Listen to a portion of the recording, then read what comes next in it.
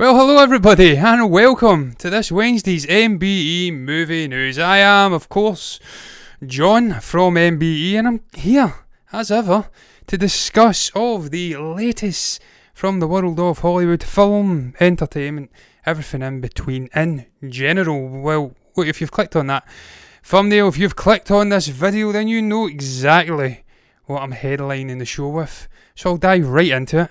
I'll stop going down rabbit holes and talking out of my you-know-what.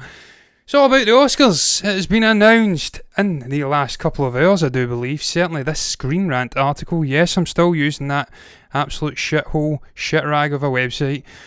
After Chadwick Boseman, you'll understand why I call it that. But I digress. 2 hours ago, they posted this article, and it's a very intriguing little news article indeed. It's all about the Oscars and in 2024 in general, them introducing a new set of diversity-led rules for the Best Picture nominees specifically. Now, I'll bring up the little article just now. I've not got the actual one open that I'm wanting to have open just now. I've got a later topic. I'll bring it up now. There you go. So professional in this show.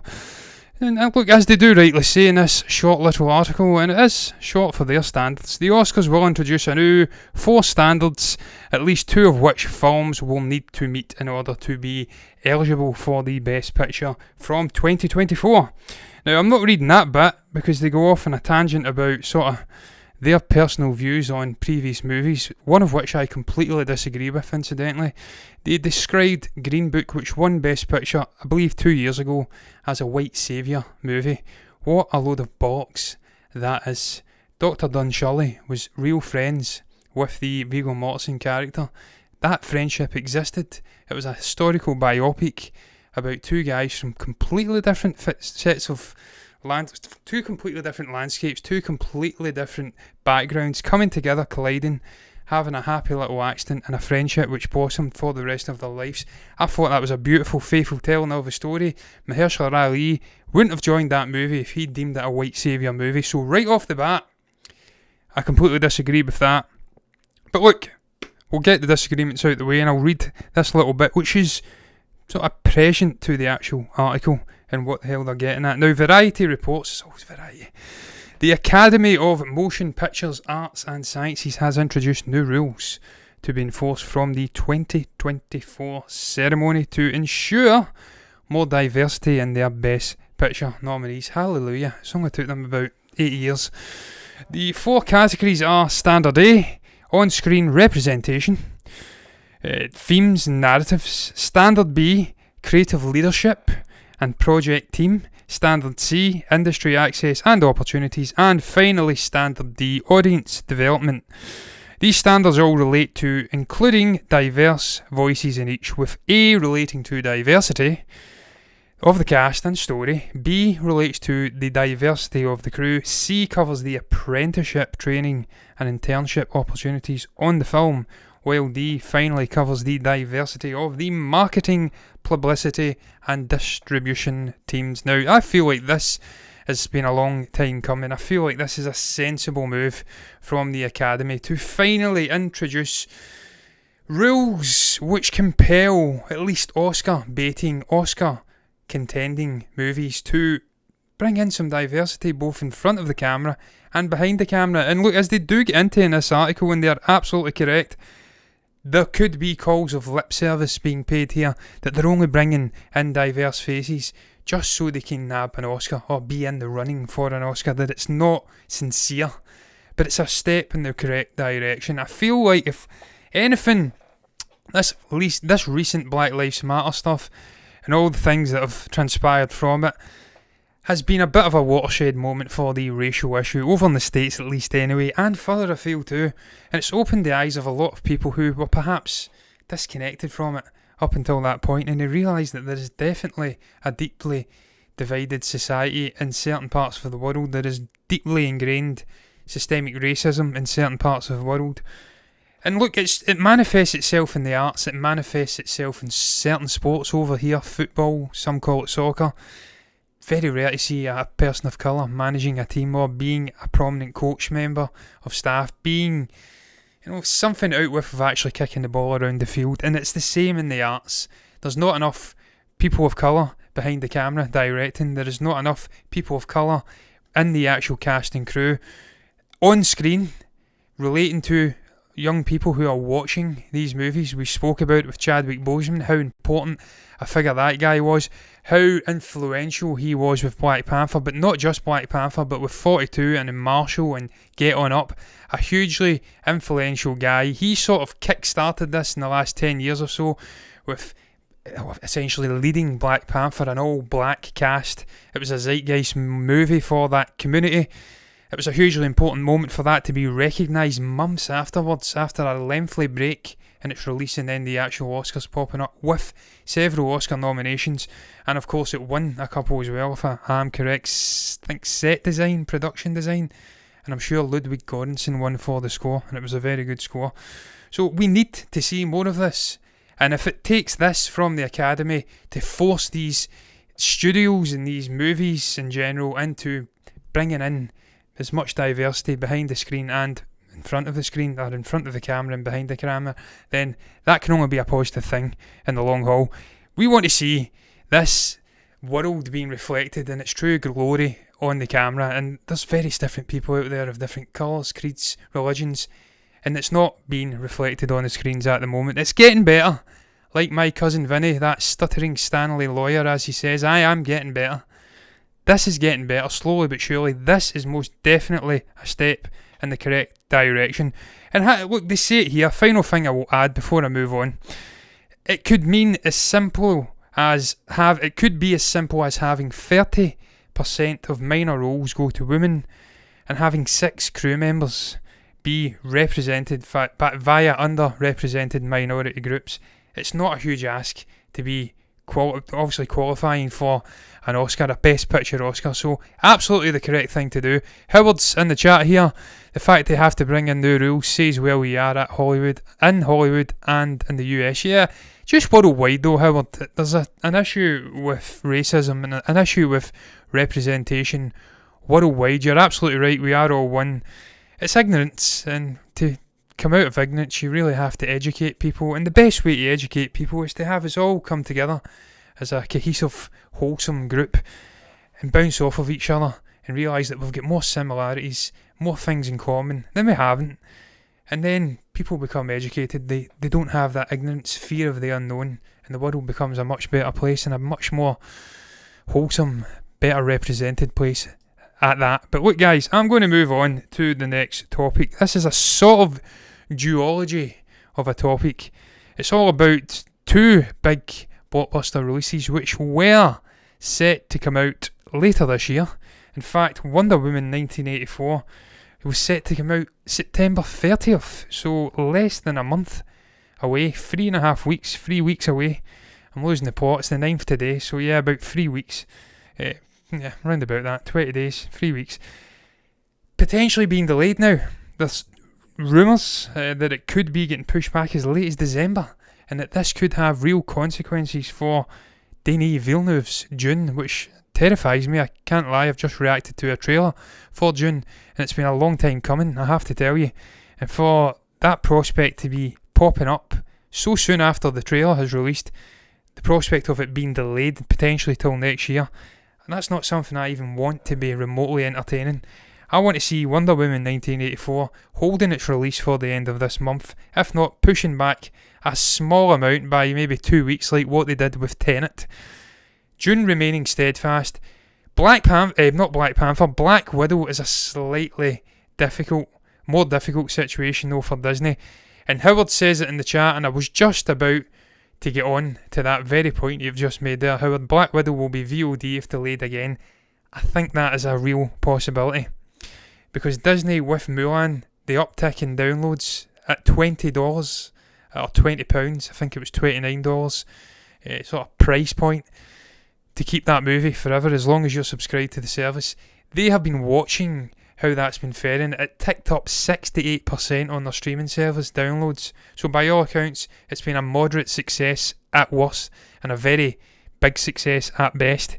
They've been watching Universal, them changing their strategic sort of policies in regards to releasing movies moving forward. They've went into bed with AMC. They've reduced the theatrical window to 3 weeks. Or no, is it 3 weeks? I think it's even less than that. It was initially 3 weeks at least. I think they've reduced it. But they've been watching all of this, and I think they realise that with the uptick in cases of coronavirus in Europe, and with the situation still not looking amazing over in the States, and we'll get on to a specific major market in the United States shortly, which has started to open back up again.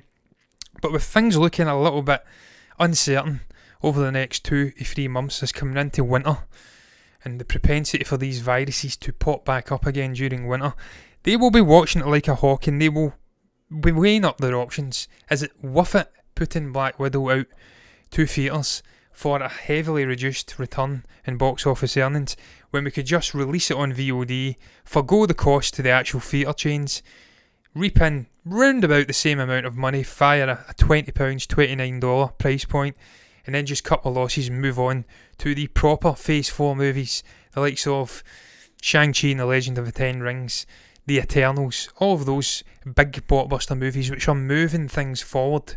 This is a prequel movie which is not directly influencing the events of the MCU as things stand now and moving forward. So I think you're right, Howard. I think if it gets delayed again, and by all accounts a huge possibility, I fundamentally believe this movie will end up on Disney Plus as a rental or a purchase like Mulan, and it will not be seen in theatres. And that would be a tragic shame, because me and Stephen went to see Tenet on Sunday, and he says that he took the words out of my mouth. I seen it on Wednesday as well, but the trailer for Black Widow, it looked like a different trailer to what we'd seen previous, and it was absolutely epic watching the scenes playing out in the theatres.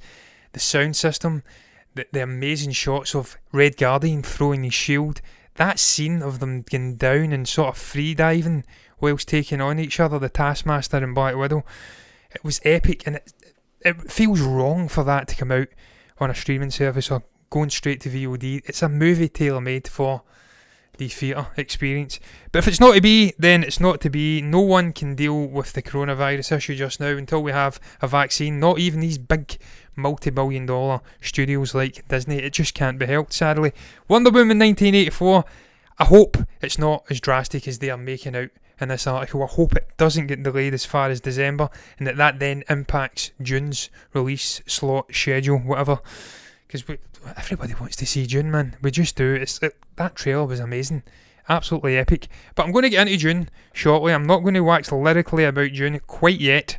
That'll be a couple of topics on. I'm going to move on to the third topic on the show tonight, and it's all about Tenet. And as I alluded to previously, one specific major market over in the States is reopening, and this could bode well for Christopher Nolan. It could bode well for Warner Brothers. It could bode well for John David Washington, Robert Pattinson, Elizabeth Debicki, and Kenneth Branagh. Everyone involved in this movie, because it's Los Angeles, the metropolitan area of Orange County, and the greater Los Angeles area is opening back up for movie theatres. We have the likes of Cinemark, I believe, and Regal and AMC, all slowly but surely opening up theatres. I believe they are free to do so from this weekend onwards. And of course, what better way to open up theatres again in one of the major markets in the States than to do it with Christopher Nolan's Tenet, an absolutely stupendous movie. If you haven't yet seen it, I will not be spoiling it, but needless to say, it is absolutely mind-bending in the best possible way. Amazingly written, utterly stunning action set pieces, ridiculous cinematography and visual effects, which are obviously just to a minimum because it's Christopher Nolan we are talking about here, and he doesn't rely on CG. But look, man, I hope people go and see it. I hope this does have an uptick in the box office success for Tenet, because obviously it's only grossed $158 million as things stand at the moment. A relatively slow uptake in box office sort of proceedings in the first week over in the States, with the two major markets not being opened. $20 million opening weekend or week. Not amazing in the States. They need LA and New York to open up quickly and bail them out of trouble here. China's an unknown. They have a huge big movie out, local release, the 800, which is eating into profits in China. So this movie fundamentally needs something to change. I know it's not a race, it's a marathon, or a sprint, it's a marathon. It will be rolled out gradually throughout the different locations, but with the coronavirus, starting to tick back up in the European region. We need the likes of LA to do their bit and save Christopher Nolan. I know a lot of people are hating on the man, thinking he thinks he's God's gift, and that he thinks he is the one-man saviour of cinema. They don't like him pushing for the movie to be seen in the theatres. But look, needless to say, when you go to see the movie, you will understand that he's absolutely correct. He's not being snobbish. He is not being sort of arrogant. His movies demand to be seen on the biggest screen possible, and I fundamentally hope he makes his $400-500 million to make a profit, because he deserves it, man. He thoroughly deserves it, and Warner Brothers deserve it for backing him to the hilt and releasing this during a global pandemic. But look, time will tell what happens with Tenet. Time will tell what happens with the United States in terms of theatrical releases, LA, New York. I hope everyone's safe over there. I hope it does open up, and that our brothers in arms over the pond get their chance to watch this movie, because I feel for them, man. I feel for them, because I've seen it twice, and I want everyone to just be enveloped in this man's genius. But look, I'm going to move on, guys. I'm starting to gibber shite here, so it's dangerous times. I'm going to move on to the fourth topic on the show. Rattling through them here. And it's all about Dune. It's all about Jason Momoa, more particularly. He has been admitting that he cried like a little baby. Now, I've wrote that in the graphic there. Jason Momoa cried like a little baby on the Dune set. He didn't. It's a lie. The man cried internally at the physical extremes he was being pushed to on this set. And look, I'm going to try and get the quote. It's a very, very, very long quote from Jason Momoa, and I will do my very best to speak it and not slur my words or spit it. But look, he says, in short, it's not short, it's very long, there were moments where, you don't want to bitch. And it was funny because Denis, I've never run this much in my life, and Denis had me run across the desert because the sun was setting, and so we had to get the shot, and I had to run through this windstorm. Sounds like hell on earth. I had to run through this yeah, I've already read that, John. I had to run to Timothée Chalamet. I couldn't see where I was going. All I wanted to, I just didn't want to fall on my face. I didn't want to disappoint Denis Villeneuve, however you say that name. I am not the best runner, but I was like, I'm not giving up. The amount of chafing and the sweat that had built up, but I was like, I'm not going to give up. I'm not going to give up. But inside, I was crying like a little baby. Now, I can't imagine Jason Momoa ever crying like a little baby. He strikes me as an incredibly tough individual. You just have to look at his physique, the raw physicality of the man. He's an absolute unit. A unit, and a great guy too. He seems like a very professional chap. Lord knows he had to work with Amber Heard on the set of Aquaman, and we all know what a conniving bitch she is, if you've been keeping up with the Johnny Depp libel lawsuit. I'm not a fan of Amber Heard. Some people may be, and if they are, fair enough, that's your opinion, you're entitled to it, but that speaks volumes for me, for Jason Momoa and his mentality. So for this to break him now on running into a windstorm, it just speaks volumes about the professionalism, the dedication that he has for this movie. And look, you can see it rubbing off on other cast and crew members, man. They've all been waxing lyrically about this movie. Denis working hammer and tong to the final moment to get it finished because of the coronavirus. It's held things up. And I got it from the trailer, man. I got the relationship between Timothée and Jason in the trailer. Close bond. I keep saying it. I think it's his uncle Duncan in the books. I may be wrong, but certainly Jason is playing Duncan, and he has a very close relationship with Paul Atreides in this story, and you absolutely get it in the trailer. They're hugging, he's bowing down and sort of swearing his oath to his duke, I want to say. And it's a unique relationship, and it's something I got from the brief moments I read the book, that it was a close relationship. I hope it's something that ties throughout the whole movie, and indeed the stories, because I want to see more Jason Momoa. I love the guy, I love his press junkets, I love his larger-than-life personality, I love his love of Guinness, because I'm a man who shares a love of Guinness, let me tell you. So I'm absolutely over the moon, not for Jason's pain and what he had to go through on the set, but for the raw dedication that was burning within him to do the best for Denis. That tells me that it was a very good set with lots of chemistry, lots of respect for the source material, lots of respect for Denis as a filmmaker, and that can only bode well for this movie, man. And the movie looks so good. I says I'd lay off waxing lyrically, talking the shit about this movie until this moment, but I just simply have to get into it. The trailer, briefly, before I move on, ridiculous, man. ridiculously epic Hans Zimmer score. I hope that was part of his score in there. It was a sort of amalgamation of some random song in his score, but just the visuals, man. That's sort of, I'm about to call it a snow worm, that sand worm. I've called it everything today. If you watch my reaction video, I called it a desert worm, a space worm. I finally settled on a sand worm, which is what it is now. I'm calling it a snow worm on an Arrakis desert planet. What? But man, that worm looks so good, man. It was like something out of a Lord of the Rings movie. It really put me in mind of the big octopus thing outside of Moria. The scale of it, absolutely epic. The cast is just perfect, man. Oscar Isaac looks amazing. Jason Momoa looks amazing. I didn't see Iris in that trailer. I'm pretty sure he's in this movie. But Timothée Chalamet is perfectly cast too. He's in there. It just looks like a thoroughly epic story, and I cannot wait to see that goddamn movie. I cannot wait to see Momoa absolutely wrecking the living shit out of everything on that screen, because my god, we've seen it in the photos that released, and we've seen it in that trailer. Howard has made another comment here. There appears to be an agenda with the anti-Chris Nolan, hoping Tenet fails. Absolute weirdos. Yes, Stephen. Howard, sorry, I'm saying Stephen again. I'm missing him already. He's going to be away a while, which is tragic for me, because I'm going to have to hold the fort, and Lord knows my solo shows can be brutal at times. But you're right, man. Absolute wallopers, as we like to call them over here. Weapons, other people would like to call them. These people have an agenda for Nolan. I'm going off back into the previous topic, but it doesn't matter. It's not sort of sequential. We can go back and forth. They have a sort of a dislike, an innate dislike for the man. They think his movies are soulless, they're hollow, they're disconnected. And I can't disagree anymore. I've said it about 3 times this week already. Kind of tongue-in-cheek, but not really. I'm being absolutely serious now. These people are not intelligent enough to understand the storytelling. They're not intelligent enough to grasp the complexity of what the man's bringing to the screen. They get easily distracted by peripheral visual elements, and it obviously puts them off, and they feel like they're disconnected, and they're not really getting what the real aim of the story is. But look, I got it, because I'm an intelligent guy, you know. Kind of. And that's why I love the man. I thought it was emotional. I thought it was connected. I love the characters. I love Pattinson's performance and just everything else in between. But look, man, you've done me there, Howard. I've went off on a complete tangent, and I'm not continuing it on for much longer. I'm going to move on to the next topic. It's all about Star Wars. It's the final topic on the show. You'll be glad to hear.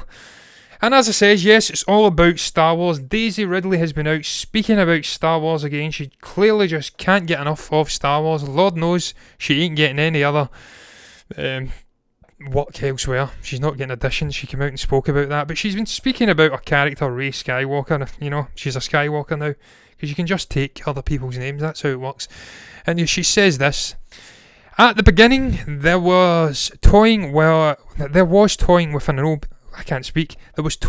an Obi-Wan connection.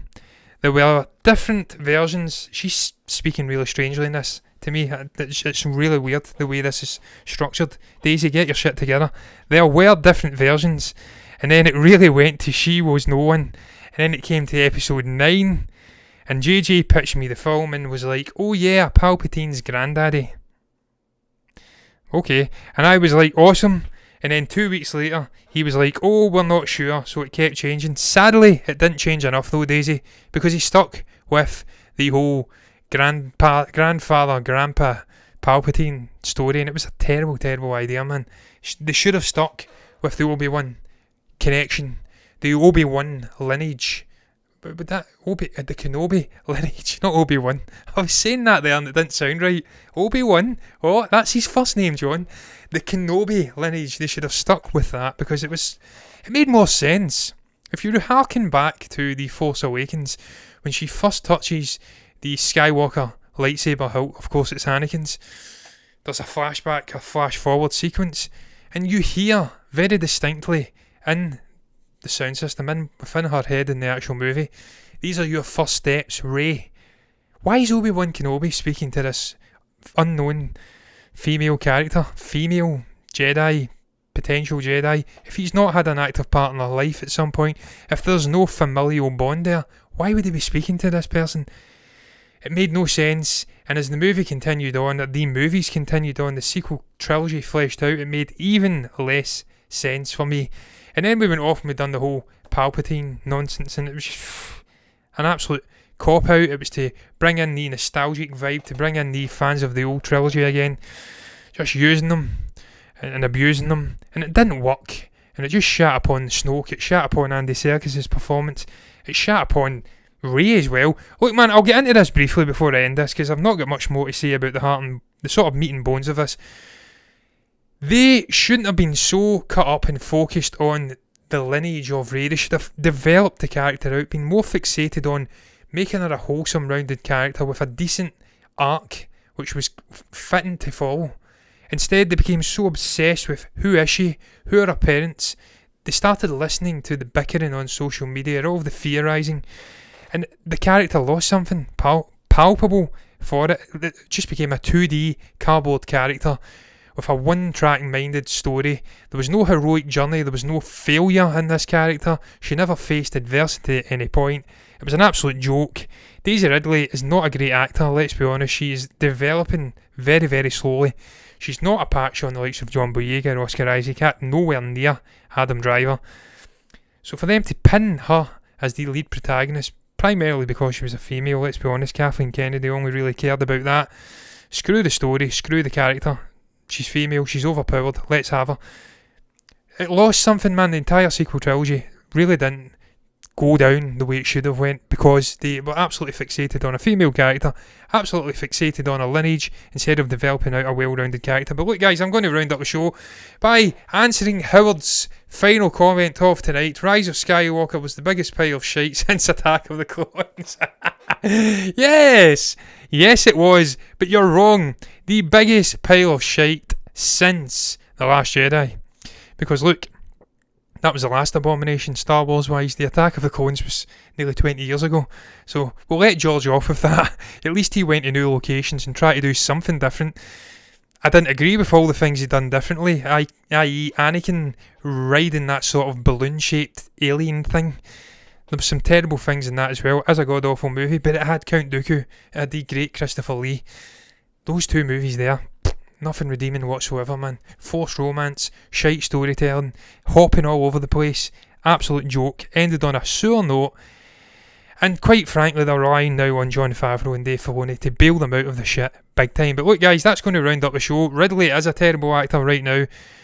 She can do so much better. She needs to go and maybe learn from her previous mistakes. Do the Pattinson career choice. Go and learn your trade as an actor. Step away from franchise acting like he did. He stepped away from Twilight. He went and done The Rover, and he done various different independent movies, and he's now a much better actor for it. We've seen it with DiCaprio as well. That's what you have to do. You have to learn your trade and earn your right to be in big movies, man, because she just did not earn her right to be in that franchise. She wasn't the worst, but nowhere near the best either. But look guys, that's going to round up the show. What is your thoughts on the array of topics I spoke about? The headline: the Oscars introducing a new diversity set of rules for Best Picture category movies from 2024 onwards. Do you think, like me, that this is a real step forward for diversity, or do you just think it is lip service and that it will eventually fall on deaf ears and that nothing will really change? What is your thoughts on Wonder Woman 1984 and Black Widow potentially being delayed again? Do you want to see Wonder Woman 1984 moving as far back as December and perhaps eating into Dune's release slot? I certainly do not. Slot. I've not been drinking tonight, I promise you. And what do you make about Tenet and the LA movie market opening back up again? Do you think that'll be a good thing, a bad thing? What do you make about Jason Momoa and Dune? And finally, Daisy Ridley speaking about Star Wars and her potentially being an Obi-Wan Kenobi descendant at one point, but she's not anymore. Yes, slot, terrible. What was that? Perhaps you've watched Spaceballs, Howard. What was that thing? Was it use the Schwartz? That's what I was doing there. I was channeling my inner Mel Brooks. But look man, that's going to round the show up. If you've got anything to say, you can comment below and let me know what your thoughts are down below in the comments section. You can also like the video if you've enjoyed it, and you can subscribe to the channel if you want to see my ugly mug moving forward discussing movie news. There will not be any solo movie reviews. Let me tell you, that ain't going to happen. I dabbled with that with El Camino. It was a tragedy. So I'll wait till Stephen comes back until I even remotely tackle movie reviews. But there'll be movie news and reactions between now until Stephen comes back from his hiatus. But until then, guys, bye-bye.